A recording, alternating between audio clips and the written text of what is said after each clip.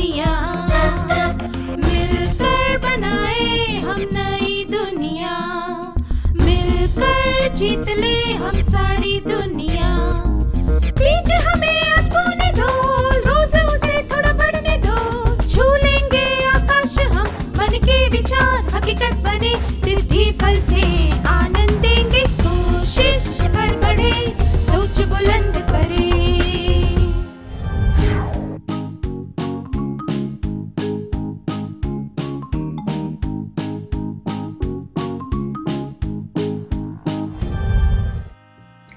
नमस्ते छात्रों, कैसे हैं आप सब।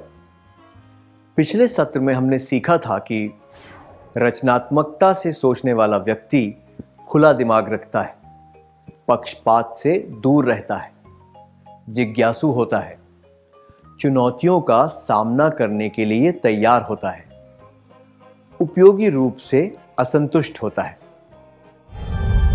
इस सत्र में हम रचनात्मकता से सोचने वाले व्यक्ति के अन्य लक्षणों के बारे में बात करेंगे। क्या हम आज की शुरुआत एक खेल से करें? कृपया 5-5 छात्रों के समूह बनाकर बैठ जाएं। प्रत्येक समूह को अपना एक काल्पनिक नाम रखना है। वो नाम अर्थपूर्ण होना चाहिए। बाद में प्रत्येक समूह से एक छात्र आगे आकर यह समझाएगा कि आपने अपने समूह का क्या नाम रखा और उसका कारण क्या था।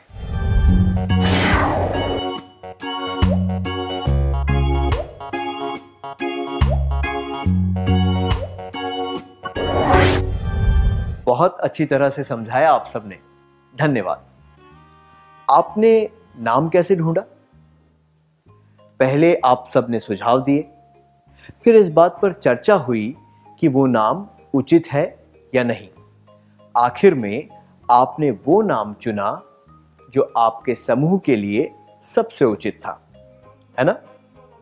इसी तरह किसी भी नए विचार पर पहले चर्चा करनी पड़ती है, इसके बाद उसको सहमति मिलती है और फिर वो स्वीकार होता है।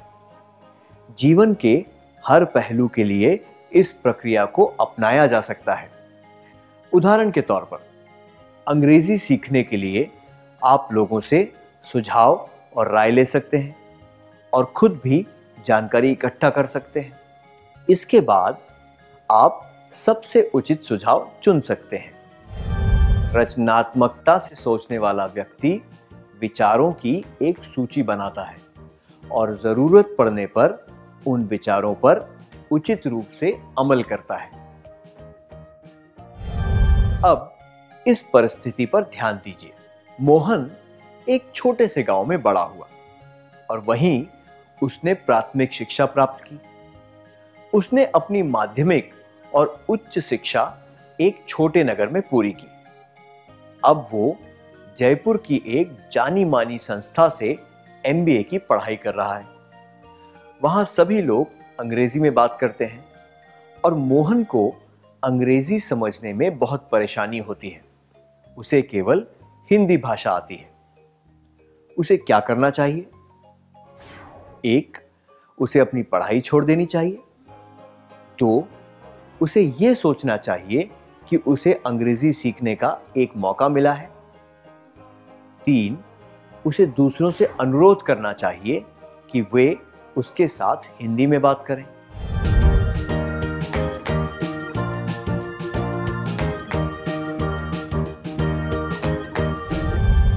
पढ़ाई छोड़ने और दूसरों से हिंदी में बात करने का अनुरोध करने से उसकी समस्या हल नहीं होगी और ना ही उसे अंग्रेजी बोलने में मदद मिलेगी। इसलिए मोहन को इसे एक अवसर के रूप में लेना चाहिए जिससे वो अपनी अंग्रेजी को सुधार सके। हमने इससे क्या सीखा? रचनात्मकता से सोचने वाला व्यक्ति चुनौतीपूर्ण परिस्थितियों में भी मौके ढूंढ लेता है।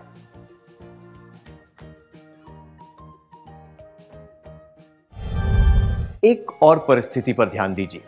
आप अपने माता पिता की इकलौती संतान हैं। आपकी मां की तरक्की हुई है और उनका तबादला दूसरे शहर में हो गया है। वो केवल सप्ताह के अंत में घर आ सकती हैं। आपके पापा को भी काम के सिलसिले में अलग अलग जगहों पर जाना पड़ता है। आपके माता पिता ने ये सुझाव दिया है कि आपको खाना पकाना सीख लेना चाहिए ताकि आप अपना काम खुद कर सकें। आप क्या करेंगे? क्या आप दोनों इस दृश्य का अभिनय करके दिखा सकते हैं? आपको अपनी मां और खुद की भूमिका निभानी है।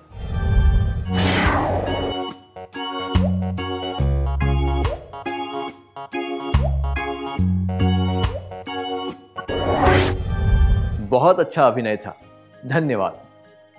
जो लोग मौके का पूरा फायदा उठाते हैं, नई योग्यताएं हासिल करते हैं और रचनात्मकता से उनका प्रयोग करते हैं, वे जीवन में सफल होते हैं।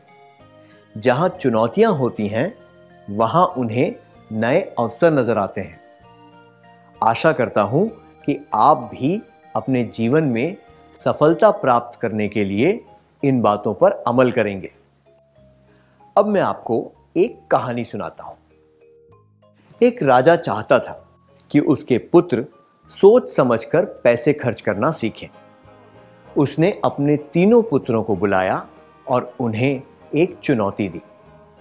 उसने तीनों को एक जितने पैसे दिए और समान आकार के 3 कमरे दिखाए। प्रत्येक पुत्र को उन पैसों से एक कमरे में कुछ भरने को कहा गया। तीनों के पास ज्यादा पैसे नहीं थे। पुत्रों ने अपना काम पूरा किया और फैसले का दिन आ गया। पहले पुत्र ने पूरे कमरे में गाय का गोबर भर दिया। दूसरे पुत्र ने कमरे में पशुओं का चारा भर दिया। जब राजा ने तीसरे पुत्र का कमरा देखा तो वो आश्चर्यचकित रह गया। उसने एक कोने में एक दिया जलाया था। राजा उलझन में पड़ गया और उसने अपने पुत्र से पूछा, तुमने ये क्या किया? यहां तो दिए के अलावा कुछ भी नहीं है। पुत्र ने उत्तर दिया, पिताजी, मैंने इस कमरे को रोशनी से भर दिया है। इसमें बहुत कम पैसे खर्च हुए। सोच समझकर पैसे खर्च करने के लिए राजा ने उसकी बहुत प्रशंसा की। अगर आपको भी यह परीक्षा दी जाती तो आप क्या करते?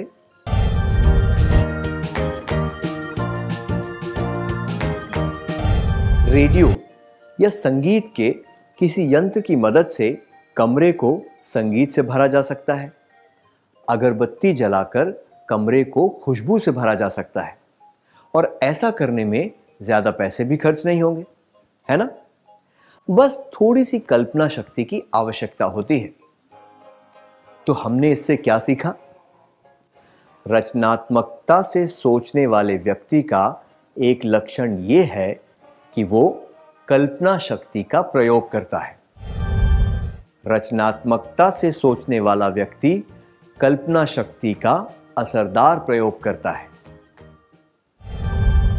अब आपकी क्षमता और कल्पना शक्ति के लिए एक परीक्षा है। यहां पर कांच का एक डिब्बा है और 10 रुपए हैं। आपको यह सोचना है कि केवल 10 रुपए खर्च करके इस डिब्बे को किस चीज से भरा जा सकता है जो सबके काम आए। क्या आप 5-5 लोगों के समूह बनाकर इस बारे में चर्चा करके रचनात्मक जवाब दे सकते हैं?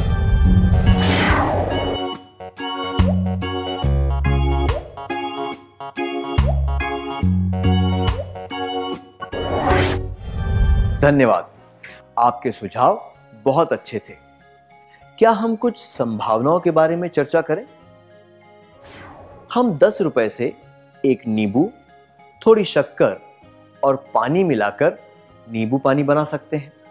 सबको एक एक चम्मच नींबू पानी चखने के लिए दिया जा सकता है। आप एक छोटी सी मछली खरीदकर कांच के डब्बे में पानी भरकर मछली का घर भी बना सकते हैं।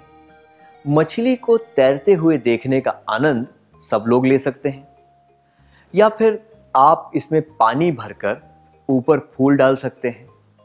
तैरते हुए फूल देखना भी सबको अच्छा लगता है। आप इन पैसों से एक पेंसिल और कागज के टुकड़े खरीद सकते हैं। हर एक टुकड़े पर एक सुंदर विचार लिखा जा सकता है जिसे सभी छात्र रोज पढ़ सकते हैं। ये सुंदर विचारों का एक संदूक बन सकता है। क्या हम रचनात्मकता से सोचने वाले व्यक्ति के लक्षण देखें? क्या आपको ये चित्र याद है? हमें वही दिखता है जो हम देखना चाहते हैं। अगर हम फूलदान देखना चाहेंगे तो हमें वो दिखेगा, और हम चेहरे देखना चाहेंगे तो हमें वही दिखेगा। अब इस घटना के बारे में पढ़िए। बंधक व्यक्ति ने ट्विटर का प्रयोग करके खुद को छुड़ाया। जब बंदी बनाने वाले व्यक्ति ने अपने नए फोन के लिए उससे मदद मांगी। 5 महीनों से बंधक एक पत्रकार ने ट्विटर के द्वारा यह संदेश भेजा कि वो जिंदा है। जब उसे बंदी बनाने वाले व्यक्तियों ने फोन पर इंटरनेट चलाने के लिए उससे मदद मांगी, तब उसने ये काम किया। एक उग्रवादी ने अपने फोन पर इंटरनेट चलाने के लिए मदद मांगी, और कोसुके सुनियोका ने ट्वीट किया, मैं जिंदा हूं पर जेल में हूं। पिछले सप्ताह उसे हिज़्ब-ए इस्लामी समूह ने रिहा करवाया। हमने इससे क्या सीखा?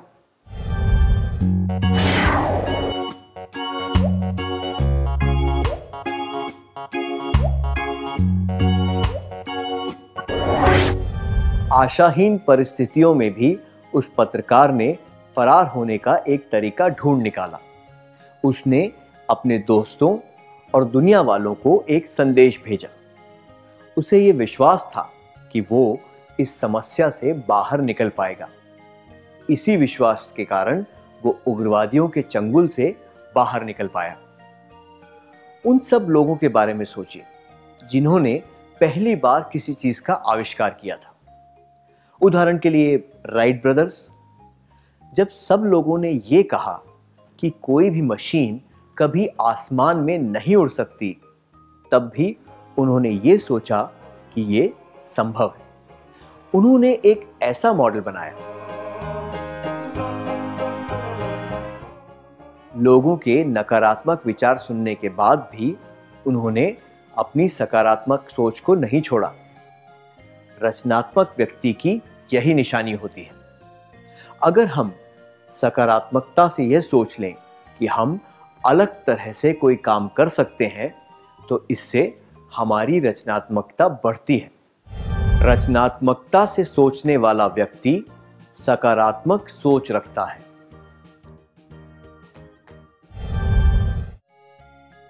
यह थॉमस अल्वा एडिसन है। इस वैज्ञानिक ने सबसे ज्यादा आविष्कार किए हैं।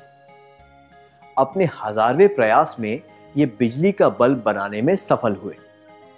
जब उनसे पूछा गया कि उन्हें अपने असफल प्रयासों के बारे में क्या कहना है, तब उन्होंने जवाब दिया कि उन्होंने बल्ब ना बनाने के 999 तरीकों के बारे में पता चला है। हमने इससे क्या सीखा? रचनात्मकता से सोचने वाले व्यक्ति का एक गुण यह होता है कि उसमें अपनी गलतियों से सीखने की दृढ़ता और चाह होती है। रचनात्मकता से सोचने वाला व्यक्ति दृढ़ता दर्शाता है, अपनी गलतियों से सीखता है। इन सभी गुणों को खुद में विकसित करने के लिए और रचनात्मकता से जीवन जीने के लिए आपको हमारी शुभकामनाएं। क्या अब हम सत्र का सार संक्षेप कर लें?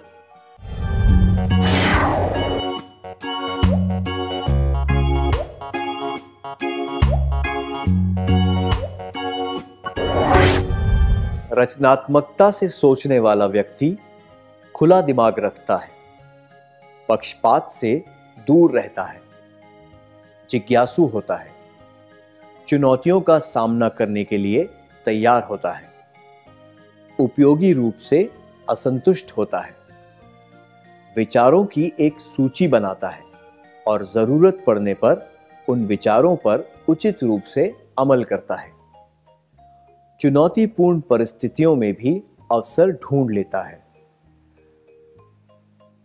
कल्पना शक्ति का असरदार प्रयोग करता है, सकारात्मक सोच रखता है, दृढ़ता दर्शाता है, अपनी गलतियों से सीखता है।